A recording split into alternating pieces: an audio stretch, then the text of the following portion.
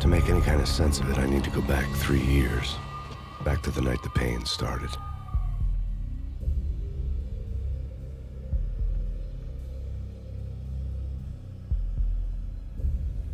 I was still on the force back then. NYPD, Manhattan, Midtown North Precinct, Hell's Kitchen. So when are you coming to work for me, Detective Payne? You'd make me work undercover in some hellhole. Sorry, Alex. Michelle and the baby come first. See? My last smoke. It's bad for the baby. That's you, Max. A regular Boy Scout. See, Alex. Still on for poker Thursday night, right?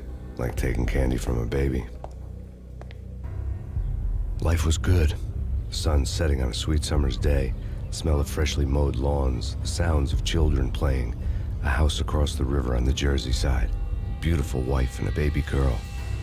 The American dream come true. Honey, I'm home. But dreams have a nasty habit of going bad when you're not looking. The sun went down with practiced bravado. Twilight crawled across the sky, laden with foreboding. I didn't like the way the show started, but they'd given me the best seat in the house, front row center. Something ugly had been tattooed on the wall, a map of things to come. It was a poison syringe, a magic tag full of diabolical meanings. Listen, someone's broken into my house. Call 911. Is this the Payne residence? Yes, someone's broken into my house. They're still here. You have to... Good. I'm afraid I cannot help you. Who is this? Hello? No!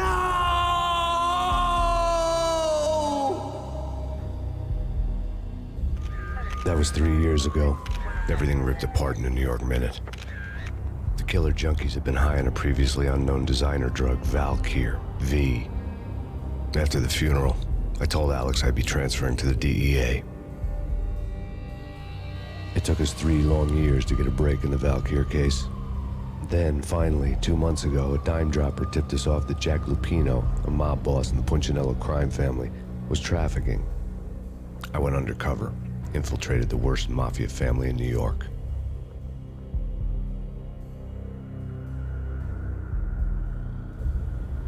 I came in from the cold and the dark. Outside the city was a cruel monster. I've been slowly working my way from the small time to the big fish, trying to get to the source of the drug. Alex and BB were my only contacts in the DEA, the only ones in this decrepit city who knew I was down here. BB here. Something urgent has come up with Jack Lupino. You need to meet with Alex immediately at the Roscoe Street station. I hadn't had a face-to-face with Alex since I'd gone undercover. Outside, the mercury was falling fast. It was colder than the devil's heart, raining ice pitchforks as if the heavens were ready to fall. Everyone was running for shelter like there was no tomorrow. It didn't get any better when I got to the subway. The feeling hit me like a point-blank shot straight in the face. Something was not right about this. My Beretta stirred nervously under my coat, but the train doors had already shut behind me, and I was in for the ride. Next stop, Roscoe Street Station, and Alex.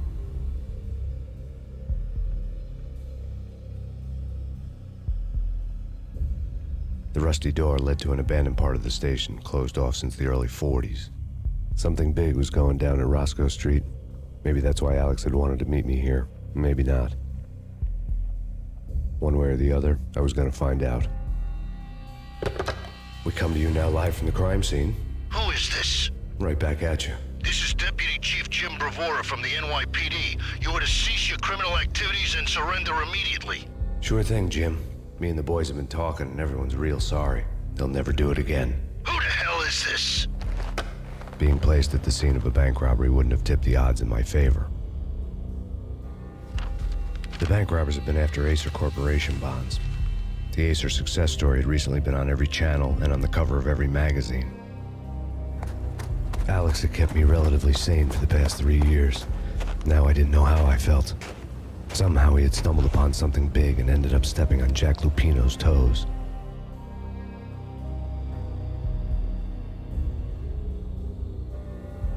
Lupino ran his racket of sex, drugs, and contract killings from a sleazy hotel in a slum block of tenements. The NYPD was closing in. I could hear the sirens. Their wail was a crescendo. Lupino thought he could get us by taking Alex out and leaving me to take the fall for it. All he had gotten was my attention. I went for the hotel first. It was a sad old thing with flickering lamps and faded colors, cheap mobster punks and tired-eyed prostitutes. I walked straight in, playing at Bogart, like I'd done 100 times before. The place was run by a couple of murdering mobsters with shark smiles.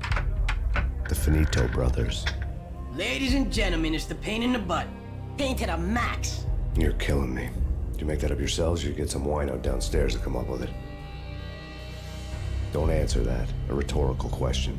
I got something for the boss. Lupino around? That kind of depends on who's asking.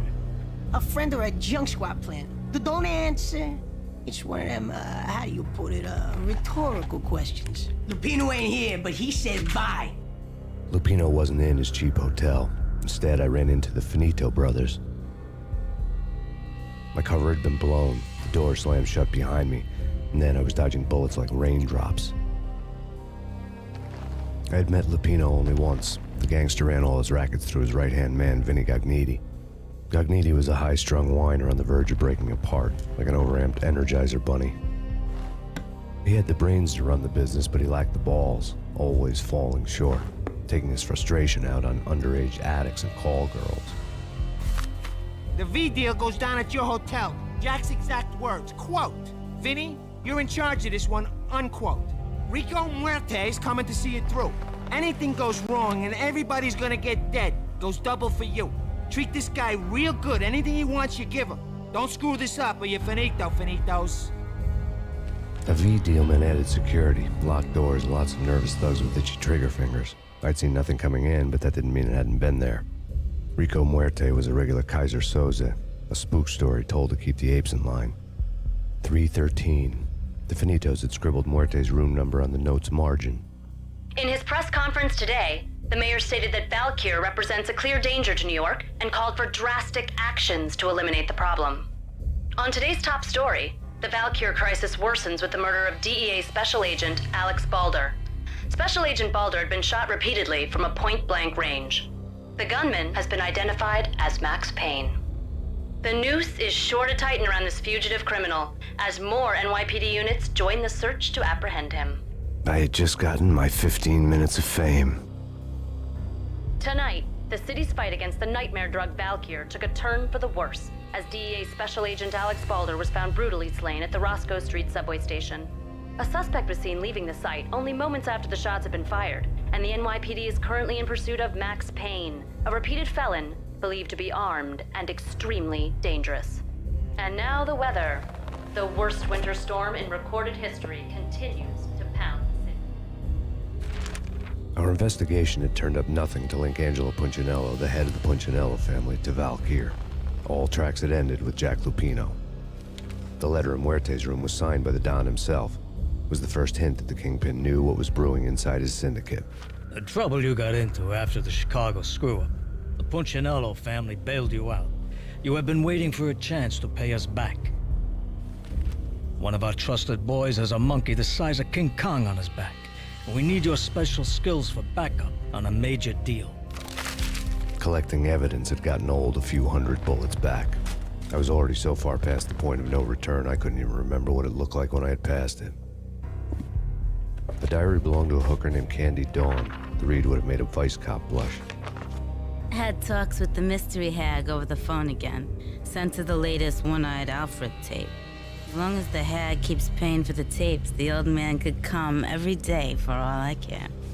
She had a nice sideline, making secret X-rated flicks of her clients and selling them to the highest bidder. It would get her killed if her V-fix for the day didn't do it first.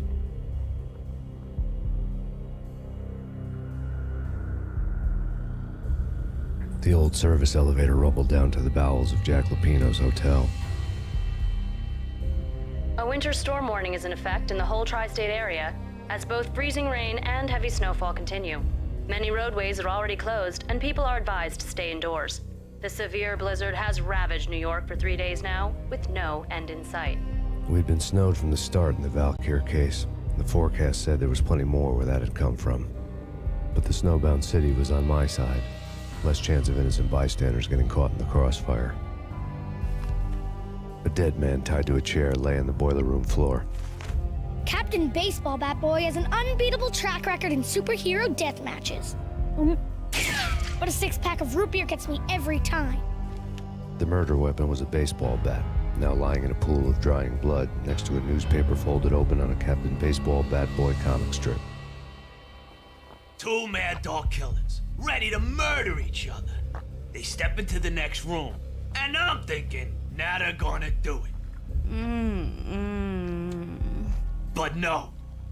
They sit down in front of a TV and solve their differences with a kung fu fighting video game. I tell you, Candy, I was so depressed, I strangled them both with the video game cables. Oh, Rico, you're so bad. I am, ain't I? Rico Muerte, big-time hustler. Who the hell? It's that cop. Muerte went for his gun. There was an old telephone switchboard in the back room of the reception area, the kind that made phone tapping child's play. It wasn't hard to picture a fat pimp sweating with headphones on, listening to his hookers talk dirty and fake orgasms over a web of party lines, the blood veins of New York. Right now, there was a different set of moans and groans going on. Boss, Gonidi, this Max Payne. He came, started capping us. He killed him. Are you freaking kidding me? He's just one lousy cop. You better be freaking kidding me. Whack him. What's the freaking problem? Hello? Answer me. Hello? The word was out.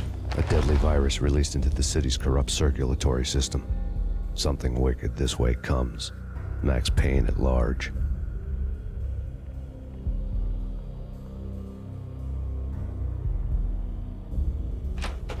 Turn around, walk away, blow town. That would have been the smart thing to do. Guess I wasn't that smart.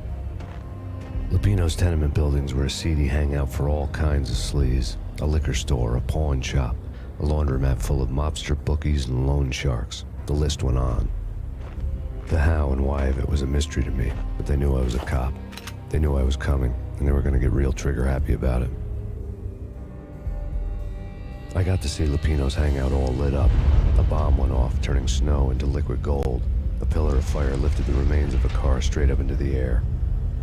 The flames were highlighted on the hood of a black Mercedes-Benz as it coasted down the street real slow, as if the driver didn't have a worry in the world. I got a good look at the man riding shotgun. It was Vladimir, the head of the local Russian mob, the fly in Don Punchinello's soup. The ringing in my ears was the sound of a mob war being waged. The headlines were screaming bloody murder. The storm was a screaming duet with the approaching prowl car sirens. It was all a scream when you were down for the count and wanted for murder. A beaten-up phone in the entrance hall was ringing. It could have been just a junkie in need of a fix, but it turned out to be something more sinister than that. Am I speaking to Mr. Payne? Who wants to know? My name is Alfred Woden. You must hurry. The police are on their way. Tell me something I don't know. They know you're there. How? And what's it to you? I will contact you again. The cops arrived, sirens singing in the off-key harmony of a manic-depressive choir. I had a few minutes while the SWAT team would go through their usual routine. By the time they busted in, I needed to be long gone.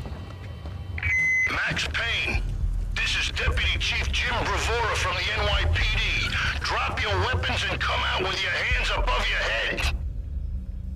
Suddenly it all made sense. The bombs, the Russian mob boss making an appearance in person. Gagnidi was his usual self. All talk and no walk. After our hit, the Russian has only a couple of guns left, and they can be bought. There's no freaking way he has the guts to try anything after that. As it turned out, the Russian had plenty of guts. One thing you could count on, you push a man too far and sooner or later he'd start pushing back.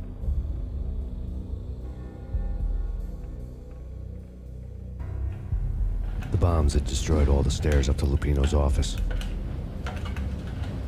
The alternate route led there by way of adjoining rooftops. New York City is in crisis tonight, with reports of Valkyr-related gang war in the streets of the Bronx. Apparently, Max Payne, wanted for questioning in connection with the slaying of a DEA special agent earlier tonight, is waging a one-man war against his former partners in crime. Among the listed casualties so far are notorious mafia members Joey and Virgilio Finito, as well as Rico Muerte, himself a fugitive from the law, and a suspect for several murders in the Chicago area. The NYPD has been placed on full alert. A citywide APB has been put out on Max Payne. Deputy Chief Jim Bravura has promised to take whatever steps necessary to bring him to justice. What those steps may be remains to be seen. For CNN TV News, this is Kira Silver. Vinny Gognitti, just the man I've been killing to see. Payne? Freaking fed! I knew from day one there was something screwy about you. What do you think you're doing? You're a freaking cop. You ain't got squad on us. You can't just come in here waving your piece like it meant something. Yeah! Oh my God! Oh God, you shot me! Ah! You're dead, Payne! What the hell are you waiting for, you apes? Kill him! Kill him! With pleasure, boss. Gognitti bailed. I made like Chow Yun Fat. The letter was addressed to Don Punchinello, but Vinny had never had the nerve to finish it. Jack's gone voodoo. Just the other night, he shot Dino because he wanted to see what his brains looked like splattered on the wall. He's a freaking mad dog. We're running out of men and business fast. Gognitti had been living in mortal fear of his boss. Jack Lupino was a psycho. Vinny Gognitti was running scared. He could run, but with a bullet in his stomach like a broken bottle of Tabasco, he was quickly running out of time. He knew where his boss was, and I wanted to square things up with Jack Lupino. Gognitti would be moving fast. I don't know about angels, but it's fear that gives men wings.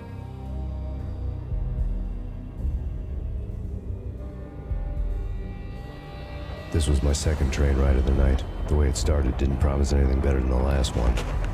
Freezing wind tearing at my face like sandpaper and razors, ice hard and slick under my hands and feet. And somewhere in the background, the wail of sirens, the city howling after me. New York sped by in fast forward. Dark rooftop water towers and a dead forest of antennas and chimneys, all a blur.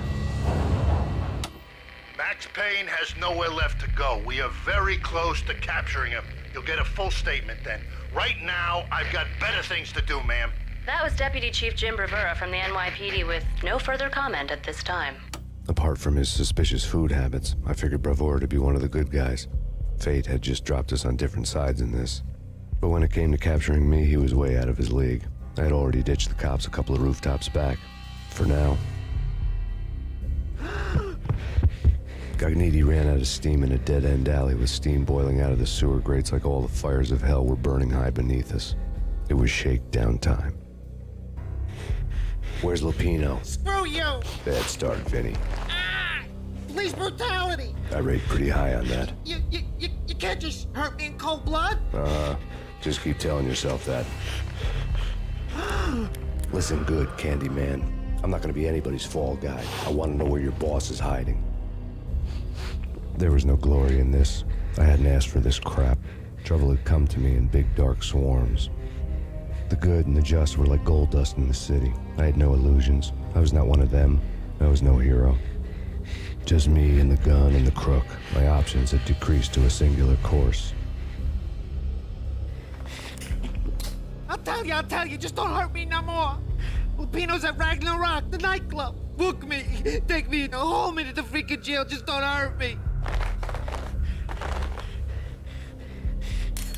Your rights will be read at your funeral.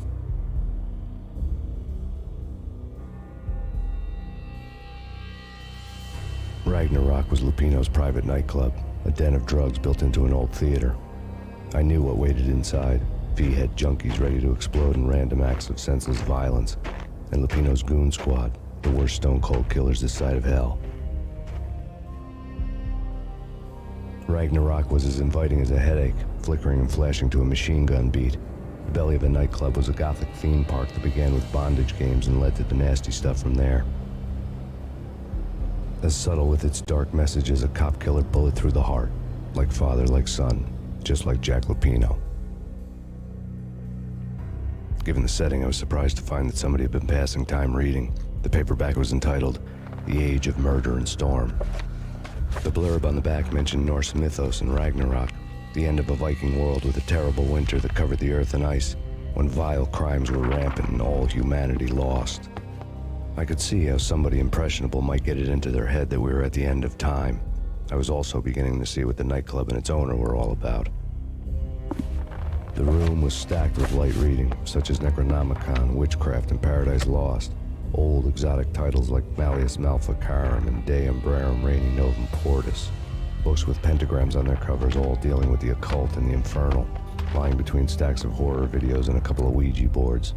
The only thing I could take seriously was the thought of Lupino taking it seriously. He had been spending a lot of time getting intimate with the guy downstairs.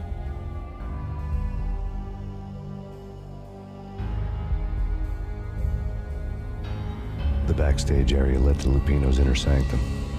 The hot air inside was like an invisible wall, thick with incense and something else, a sickly sweet smell that made you gag. This was the rotten core of the Big Apple. Lupino lurked somewhere ahead, like a spider at the center of his web, waiting. The vapors in the air started to make my head swim. Punchinello had threatened Lupino in writing. The note had been torn to pieces, bloody fingerprints all over them. Don't want you to think that one of my boys is not playing with a full deck. Shape up, Jack. We are running a business here. I'd hate to send the trio to strong-arm you. The trio were the Don's notorious henchmen. It was obvious that Lupino hadn't been intimidated by the threat. Jack Lupino was crazy, all right. The table was scattered with notes of demented arcane nonsense written in rusty blood. A mishmash list of demons, devils, and dark gods evoked. Beelzebub! Asmodeus! Baphomet! Lucifer! Loki! Cthulhu! Lilith! Hela! Blood given to you all. He was after that old Faustian deal. Your soul for power and fortune. Just sign on the dotted line with your blood. Jack Lupino was crazy, all right. Mythic wolves, let loose to devour the sun and the moon. Lupino is the wolf. I'm Mr. Beast, the big bad Fenris wolf. I'm the end of the world man, wearing the flesh of fallen angels. After Y2K, the end of the world had become a cliché. But who was I to talk? A brooding underdog avenger alone against an empire of evil, out to right a grave injustice. Everything was subjective. There were only personal apocalypses. Nothing is a cliché when it's happening to you. I had known there'd have to be a catch in it somewhere, and this one was the Empire State Building of catches. Lupino was pumped up and dying to go 15 rounds with a mutant alligator. And then he started this spooky monkey talk, straight from a bad dream. Mine. I have tasted the flesh of fallen angels. I've tasted the devil's green blood. It runs in my veins. I've seen beyond a world of skin, the architecture of blood and bow and arrow. Death is coming! She is coming, and hell follows with her. This is the twilight winter. I am ready to be her son. Her time is now, and all who stand in her way must die!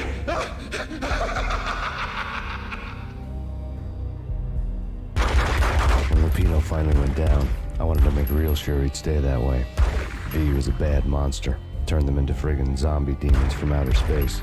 I think he's dead already. Huh? And that's when it happened. But dead or not, you've got the wrong guy. In stepped this knockout femme fatale holding a gun to my face.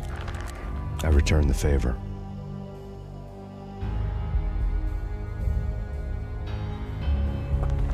Lisa Punchinello. Lisa Punchinello was the Don's wife. Mona Sachs. Lisa's evil twin. Your safety's off, evil twin. You might hurt someone with that gun of yours. Lisa's the damsel in distress. I'm the professional.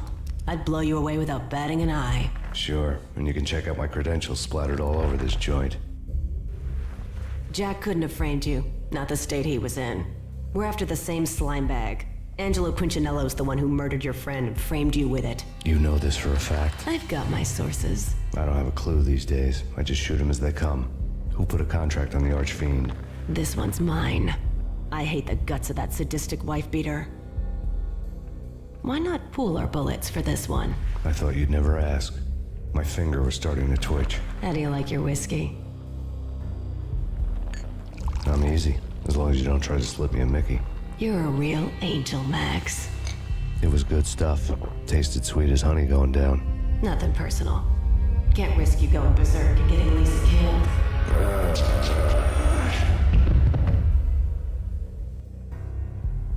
The nightmare was always the same. Violent shapes moving in darkness, old and ugly.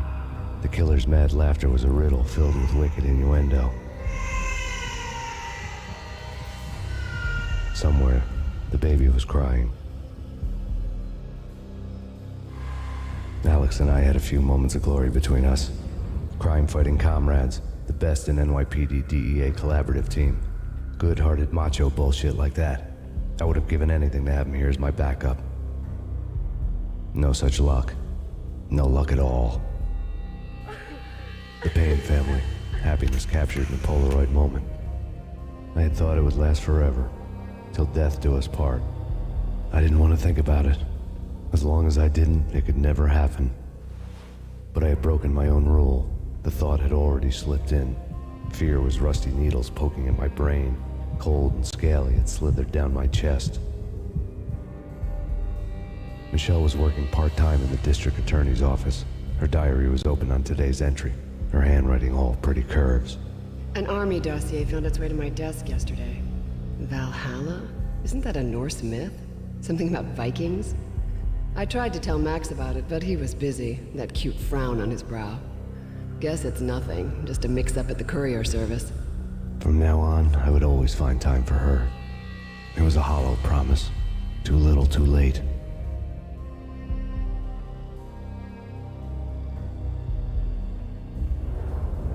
I woke up in a bad dream. My head felt 2 sizes too small for my brain. Max Payne. I envy your name. And the killer was smiling. Pleased to meet you. I'm Frankie the Bat Niagara. Niagara, as in you cry a lot? He had a baseball bat and I was tied to a chair. Pissing him off was the smart thing to do.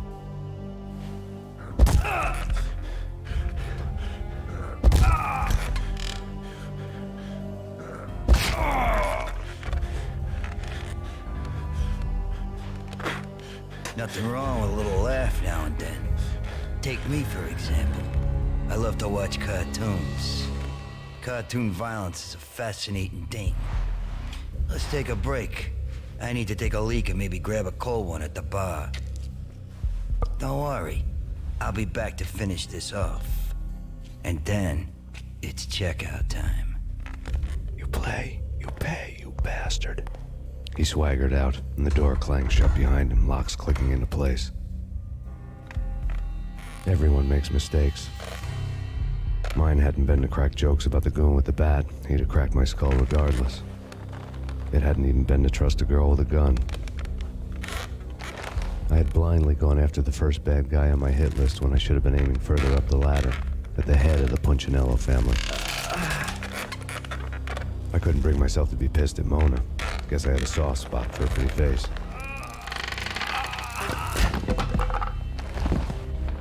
But when somebody decides to play baseball with your head, you tend to get sore. They had dragged me back to the basement of Lupino's hotel. I was beaten, bruised, and blue. I felt like the chair I had broken to get free. All I had was Niagara's bat, sticky with my own blood. The men in blue had come and gone. They had decorated the place with chalk outlines and tied it together with yellow tape. The cops who had stayed behind were dead. Frankie, his boys, and I had the place all for ourselves. That crazy witch, you should have heard her. She was a real scream when the boys caught her trying to cap the Don. Oh, that's friggin' bad. To the trio? That's even worse than what Frankie's doing to that poor bastard downstairs. She's gonna take a long time to die. The mobster muscle on the phone was talking about Mona.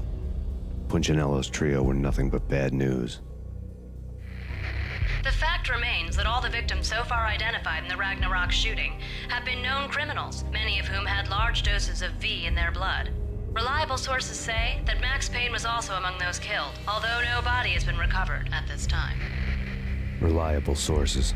That meant somebody thought the Mafia had me, didn't want the cops snooping around anymore. The body would be delivered to them barely recognizable. Case closed. Don Punchinello had the power to be that reliable source, which was no news. but his news was old news. Framing me hadn't been enough. Don Punchinello had put a hit on me. He wanted me dead, and it had been important enough for him to give written instructions to Frankie about it. Max Payne should die like a dog for the trouble he's caused. Frankie, I know I can trust you to give this matter the dedication it needs. The hotel bar was fast developing quite a history. True to his words, Frankie was there, having a beer. Jesus Christ. How the hell did you get loose? Got bored waiting. Thought, what the hell, we could just as well finish this here. Thank you. You've been a lovely audience. Had enough? I don't play with girls anyway. Unfair! I spotted the tail as soon as I left the hotel. A big black Mercedes. I'd seen the car before. That time it had heralded impressive explosions. Vladimir was back. Bang. You're dead, Max Payne. I might have laughed if I remembered how. What's this supposed to be? Cops and robbers? Look, you want something with me? Get in line. Peace, man. Relax. You know you are a real news item. Armed and dangerous. I am going to make you an offer you can't refuse. I've always wanted to say that. It's a bum rap. I've been framed. That's a moot point. Whatever you did or did not do, I'm sure you had good reason for doing it. Want to hear me out? I'm listening.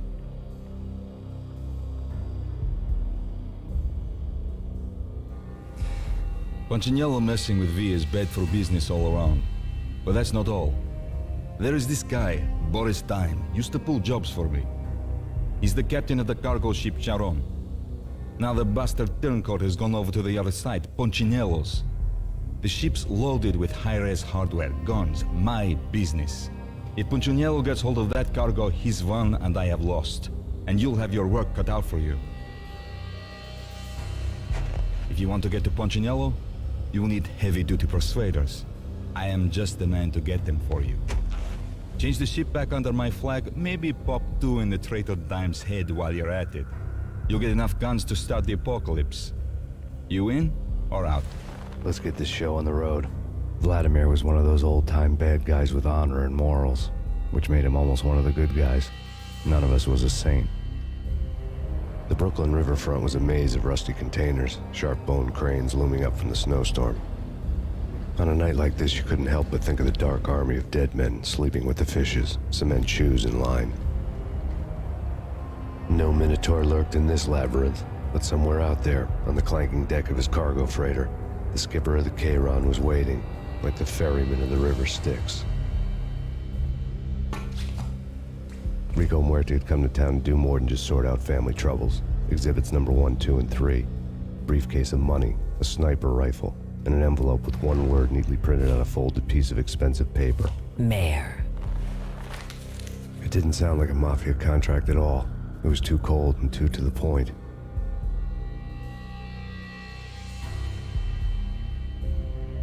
Rust had crept over the sides of the cargo steamer a long time ago. Boris Dime would be on board. I'd have to smoke half of his crew to even get near the gangplank. The guns were probably being kept in the hold, buried amidst the rats and oily water. Dime? Angelo Puccinello here. Angie, tell me, how much did Dime cost you? I bet it was more than his name. Max Payne? Right the first time. You're dead, punk. You sure you're not confusing me with Boris here? But you are right, of course. Pretty soon we should get together and have a talk. You son of a... Pissing Punchinello off was a dangerous game, but when people get mad, they make mistakes. I should know. That's where I wanted Punchinello, mad enough to trip over his own feet, preferably into a grave. Did you get everything you need? Check. I owe you. Anything you need. This is my solo. When I'm through, Punchinello won't be anybody's problem anymore. Clear as vodka. But anytime you get between a rock and a hard place, just whistle. This could be the beginning of a beautiful friendship. You really get a bang out of this big-time gangster act, don't you?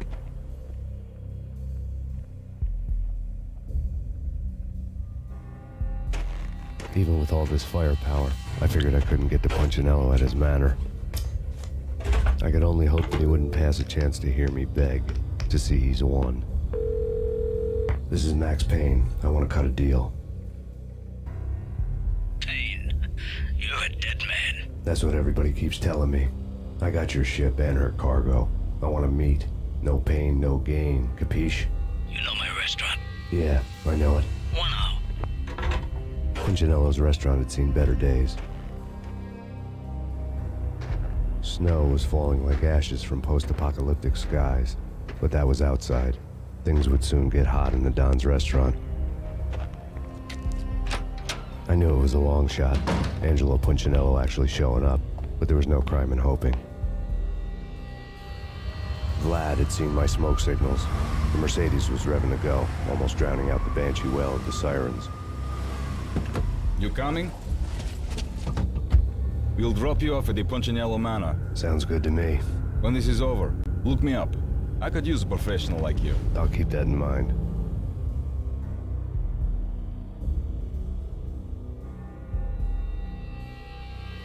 The night groaned with cold. The garden lights flickered nervously. In their light, the falling snow was dead white before the darkness ate it up. I had heard the stories. The trio were mad dogs. They'd have hung the heads of their enemies over the manor gates if the capo had only let them. Punchinello wanted Payne. He'd see the pain. The trick in my situation was that there was no trick, no matter what the movies tell you. No rules, no secret mantra, no roadmap. It wasn't about how smart or how good you were. It was chaos and luck, and anyone who thought different was a fool. All you could do was to hang on madly, as long and as hard as you could. Someone had graciously left the back door open for me and killed the guards. My money was on Mona. I knew the trio would be standing between me and Punchinello. I had read their rap sheets, thick as phone books. No one would be walking out of here alive. The numbing cold of the broken night had followed me in. Upstairs, the trio tangoed down the manor halls to the silent rhythm of their murderous hearts. The blood of their victims rust on their lips. Vince Mignano, Pilot Providence, aka Big Brother, and Joe Deadpan Salem. The pistol was a frozen lump in my hand, piercing the skin, gnawing me to the bone. The word on Lisa Punchinello was that she was a bit of a witch. The tarot cards on the kitchen table fit the picture. They weren't my kind of cards, but I was willing to take a crack at the hand Mrs. Punchinello had dealt. The first card was the tower. Maybe that was supposed to be the manor. It got easy after that. The devil was the master of the house, and death was me, coming for him. You're a real angel, Max. I couldn't tell whether it was Mona or her sister. The body was a mess. The sick bastard had really gotten a kick out of it. Seeing her lying there got me thinking about another woman's body on another bed. Got me thinking about a fallen cradle. Max Payne. Talk to me. Alfred Woden. You've got company. An armed helicopter just landed on the manor grounds. You must hurry. The more the merrier. Outside my door. Hurry. It's coming for me. You gotta hurry. Please. I could hear Punchinello on the phone begging for help. He should have been saying his goodbyes. Punchinello was a pushover. The moment I stepped into the room, he folded like a deuce before a royal flush. No, wait. I was just doing what I was told. I couldn't refuse. She's someone high up. Government, maybe. I don't know. He was trying to buy more sand for his hourglass. I wasn't selling any. I could tell when I was outgunned. It was time to take another beating. The mystery witch was a real barracuda. Trouble on dagger heels, a smoking assault rifle in her hand, and an army of killer suits behind her. How sweet. I get to kill two birds with one stone. Sooner or later, it was going to catch up with you. Mr. Payne, it's time to show you the benefits of my brew. Be a good boy now. You'd find that Lady Luck was really a hooker. You were fresh out of cash.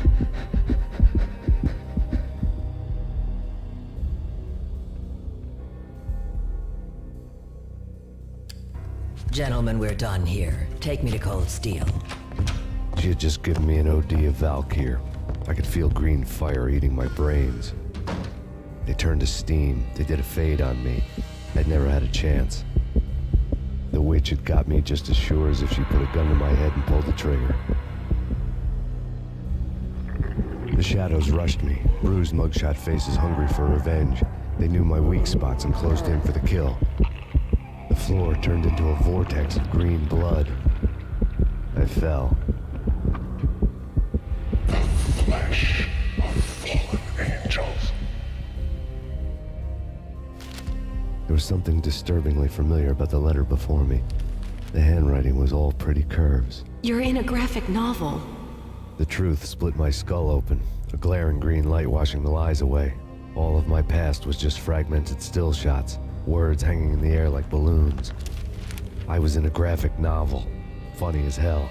It was the most horrible thing I could think of. Bartender is shiny stuff and dreams are made of stooped necromancers. He sings like a banana wrist, having strayed too close to the constellations on their shaved skulls. There was a bad line in a prank call. Someone spouting insane babble. I couldn't make sense of it.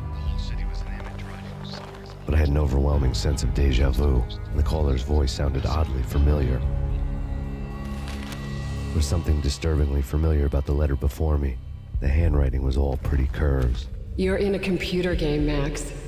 The truth was a burning green crack through my brain, weapon statistics hanging in the air, glimpsed out of the corner of my eye, endless repetition of the act of shooting, time slowing down to show off my moves, the paranoid feel of someone controlling my every step.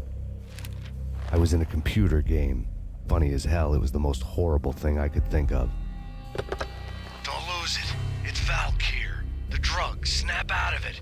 Try to remember. It was a bad line in a prank call, someone spouting insane babble. I couldn't make sense of it.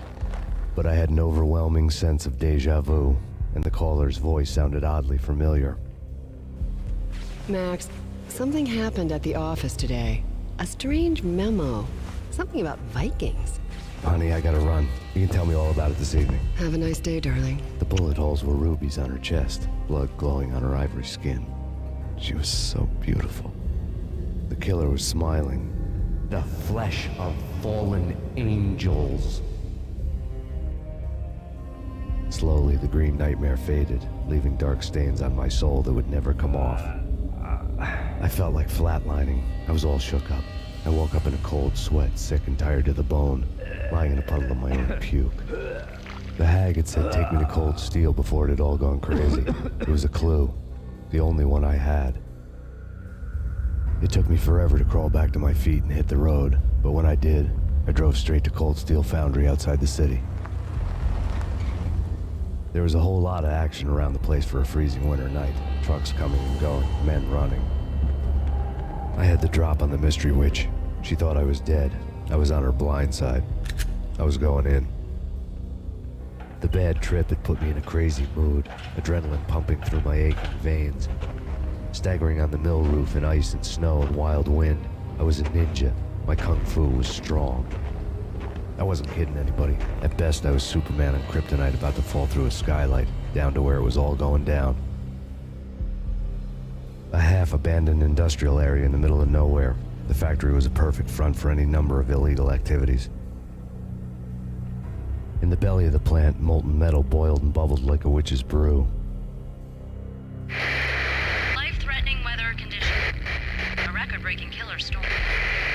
In the city's history, vehicles stuck in snow. Heavy snowfall. Forecast shows severe weather is expected to continue. Out in the night, snow fell like confetti over the Devil's Parade. The storm was anything but over. Perimeter breached. The facility has been compromised. Repeat, the Deep Six has been compromised. Initiate Operation Deadeyes. The walkie-talkie military lingo could mean only one thing. They were getting ready to destroy the evidence and vanish into the night. I was so close. The hidden truths were just around the corner.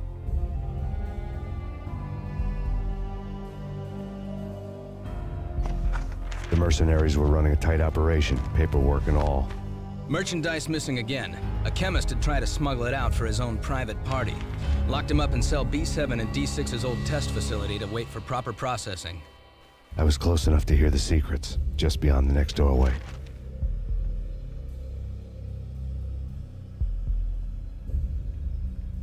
I had taken on the role of the mythic detective, Bogart as Marlowe or as Sam Spade going after the Maltese Falcon to unravel all the mysteries. Following a path of clues to that final revelation, even if it would take me down to the cold, cavernous depths of a grave. There was an old army bunker under the steel mill. I knew the military plaque on the floor. I had seen 1,000 variations of the insignia on crumbling brick walls everywhere in the city. The sword replaced by a syringe. Project Valhalla, V for Valkyr, V for Valhalla. All of a sudden it read like a crackpot conspiracy theory. Top secret. Project Valhalla. U.S. Army. Yggdrasil Network. Valhalla. The otherworldly place in Norse mythology where the bravest heroes spent their afterlife feasting and fighting forever. Their wounds miraculously healed night after night. Valkyr. The maidens who chose the most courageous Viking warriors and carried them to Valhalla. 1991. The research objective is to create a chemical substance to enhance the stamina and morale of infantry troops. 1995. Results unsatisfactory. Project cancelled. Someone had decided to continue the sick experiment unauthorized. Project compromised. Data leak. Fix the damage by any means necessary. Security clearance red. Authorized by the project lead. Field test. Double the dosage for all the remaining test subjects. Observe and record the subject's behavior in an urban setting. The drop-off point was my old address in New Jersey. The file dated 3 years ago. Just when you thought you had reached the deepest depths of horror, it suddenly got worse. How to turn off that small voice inside your head that started to whisper that you should be glad that now, if not before, your revenge was justifiable on any conceivable moral scale. That small voice proved, beyond any doubt, that I was damned. You piece together a jigsaw and the final picture is you finishing that same puzzle. A mad, green-eyed killer standing behind you. An urban legend come true. The Project Valhalla test subjects had been the mad junkies who had murdered my loved ones. The rest was simple body count math. It all pointed to her. Ms. Valkyr. The factory went up in a fiery inferno behind me. All my leads were dead, turned to smoke and dust. I had lost my way. I hadn't slept in 1,000,000 years. I felt thin as death. I've been living on an endless supply of week-old donuts. They were fuel for this crazy furnace inside my head. I couldn't remember when I had last seen the sun. I was on a permanent graveyard shift. When the darkness fell, New York City became something else, any old Sinatra song notwithstanding. Bad things happened in the night, on the streets of that other city, Noir York City. I was in an all-night diner, downing cup after cup of coffee that tasted like engine oil, when a new message from BB got me back on the killer track. What the hell happened at Roscoe Street? Maxie, I'm going out on a limb here. We need to talk this through, come up with a plan. 2:30 a.m., the Choir Communications Garage. The more I thought about Alex's murder and the frame-up, the more it felt like an inside job. I should have seen it coming. BB had sold me out, and now he wanted to finish what he'd started. The garage was dead. BB showed up in his tailor-made suit, gold watch, and cufflinks to match, all way beyond a cop's pay. Maxie. Oozing suave charm, he was guilty as hell. What the hell does BB stand for anyway? Backstabbing bastard? Come on, don't be like that. Have a cigar. I don't smoke. Maxie, you have no idea how big this is. It's huge. You have no idea. I think I do. You're a bribe-taking bent cop who sold out his partner. Those mobsters in the subway were a dead giveaway. Hard to miss. Bet it was exactly like this with Alex. Up close and personal. You can't win this one, Max. No, but I can make damn sure none of you do either. BB turned out to be another cardboard cutout bad guy. A bad cop on the take. A cowardly right-hand man fleeing from the scene, leaving his paid thugs to do his dirty work. Reports of a fire at the Punchinello Manor in Westchester. The manor is the home of Angelo Punchinello, the alleged head of the Punchinello crime family. The police are now saying, contrary to their earlier statements, that Max Payne is still alive and at large. He continues his vendetta against the Mafia, of which this last act of arson is attributed to. I had no recollection of setting any fires, but I did remember the flames. Yeah. Max Payne? Whatever does it for you. This is Alfred Woden. I can give you the name of your enemy. Come to the Asgard building presently. We are expecting you.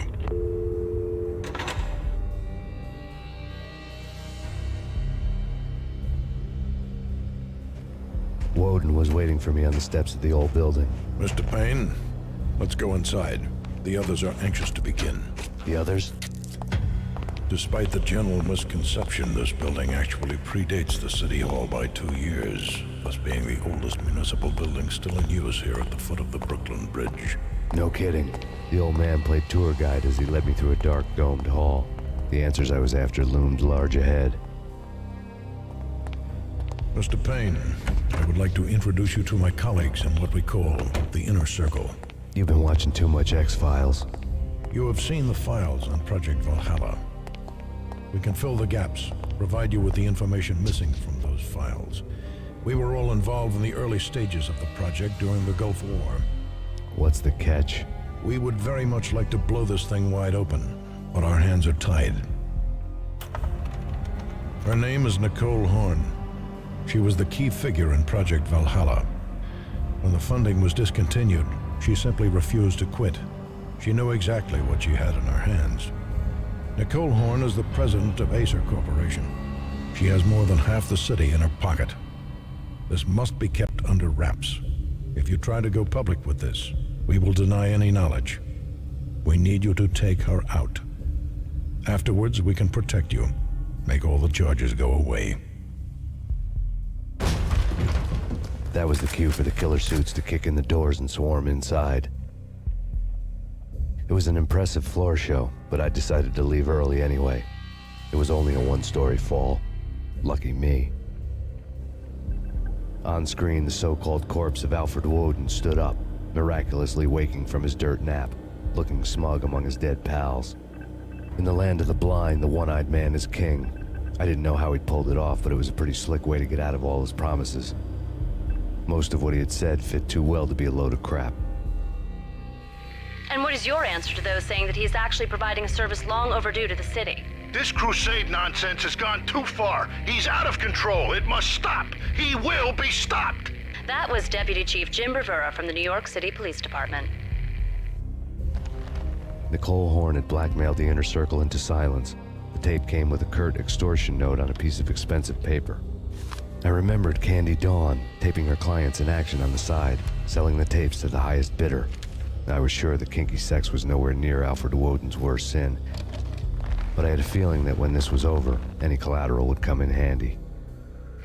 Nothing seems to stop Acer Corporation's phenomenal victory march. Incredibly, the stocks are still rocketing. Worried experts already see a danger in the company's success. Some have gone as far as to say that Acer Corporation is about to become an even bigger monopoly than Microsoft ever was. Woden had taken care of my mission preps with military precision. The critical areas in the Acer Corporation headquarters blueprints were circled in red. The president's office was at the top of the building, right below her penthouse suite. The elevators were controlled by a security computer, part of the mainframe located underground below the building. The high-rise was sealed as tight as a sci-fi fortress.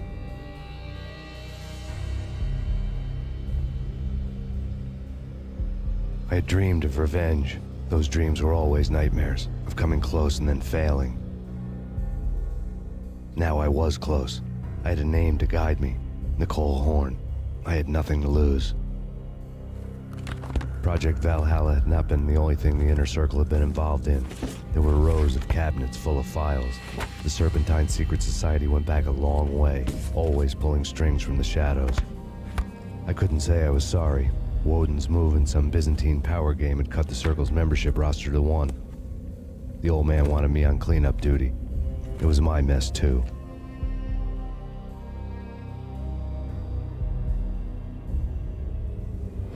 Mine wasn't the most original approach to the problem. It wasn't as if it hadn't all been done before. An eye for an eye, the first principle of revenge. Old as dirt, still going strong. The cardinal rule in going after someone with an intention to kill was not to make it personal, which it almost always ended up being anyway. It did with me. took my time, cruising around the city in the snow. There was no hurry. I knew what I had to do now. I took my time, thinking about it, building up the rage. When I was ready, I parked the stolen wheels at the front entrance of the Acer Corporation headquarters. Got out, got in, got cracking. I had a bullet with Nicole Horn's name on it. I had 10,000 bullets with the hag's name on them. She had ultra-high-tech security systems, enough mercenaries and weaponry to start World War III. There was no fear. New York disappeared behind a veil of snow. I had crossed the threshold. This was her domain, sleek and sexy and soulless, all glass and steel. A place of color-coded security keycards, metal detectors, and surveillance systems. Colder than a walk-in fridge. Cold as a gun.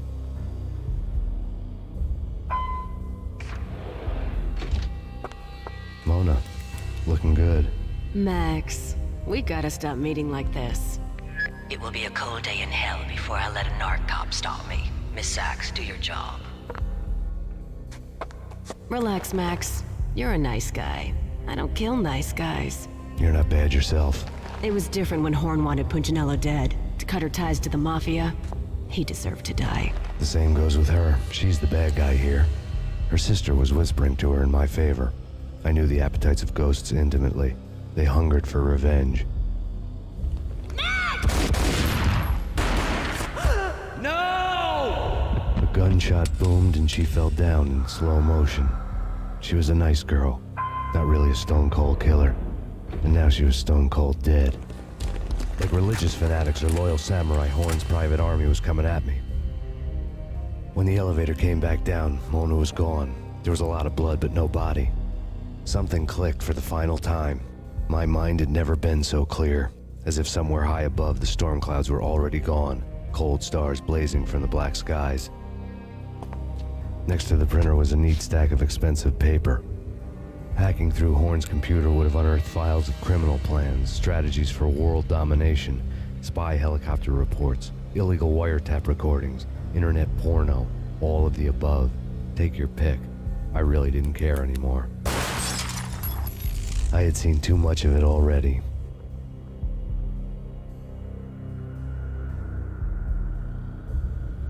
Valkyr had been meant to be a white-winged maiden that would lift you to a warrior's heaven, but it turned out to be a one-way demon ride to hell. The devil was in the drug. I knew. I had met him.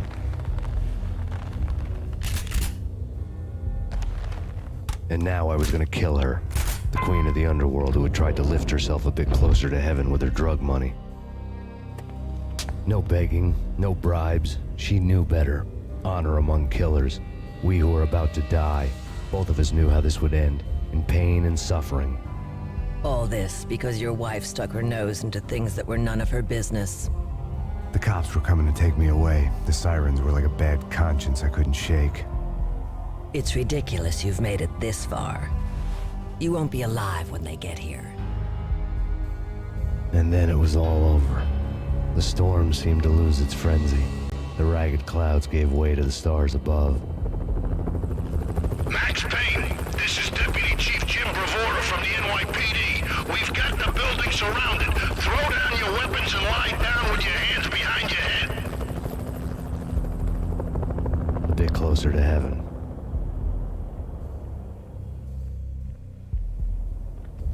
The cops' voices were distant and muted. Freeze! NYPD! Hold it right there! My ghosts released me from their haunting. Down below, New York City glittered like diamonds on black velvet. You gave us one hell of a ride. Take him down to Central Booking. You heard the man. Woden was there in the crowd, standing by the sidelines. It wouldn't be over till the man with the patch would say so. He'd say the right words. I knew he would. He'd better. Woden grinned smugly. It was the grin of a winner. That made two of us.